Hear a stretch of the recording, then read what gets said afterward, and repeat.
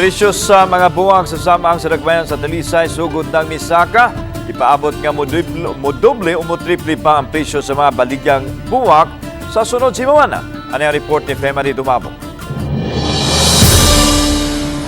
Kapin sa simana na lang sa dili pang adlaw sa mga santos ug kalag. Aduna pay mapalit nga gipang arrange nga mga buwak nga tag 20 o 30 pesos nga mo'y labing barato sa gawa sa mga pampublikong samang sa barangay Tangkib, Kansuhong.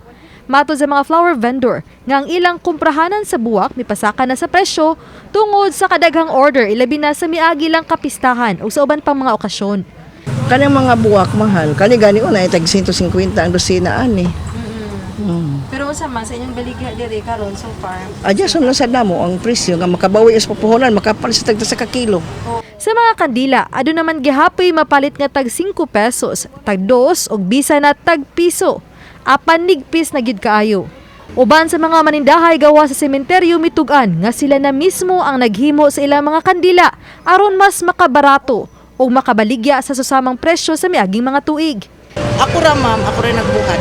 Nagpila mas barato gyud na. Kini siya ma'am, kani gipalit ni namo tag G's kani. Oh, then ang kani siyang gisud namo, kani siya. Ang sako ani niya 6,200 plus kani pa jud siya nga tag 950 ang usa ka roll jud niya ba. Ilang baligyan ni mo na? Kani siya 50 ni siya ma'am. Sa una pila na imong baligyan na sa una? Maura, pero maura jud ni siya ang among kandila. Maura gyapon ni siya ini kadlok patay. Samtang dinhi sa St. Joseph the Carpenter Parish Cemetery, mipaybaw nga tag 400 pesos na usab ang pasuga sa mga nitso. Human sa 4 ka tuig gawa nila umintuhi ang pasuga. Gisugdan na ang pagpataod sa mga linya sa kuryente.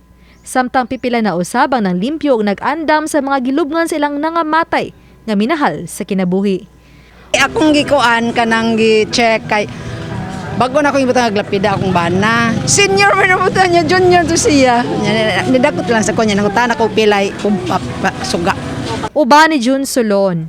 Ako si Femari Dumabok. Balitang Bisdak.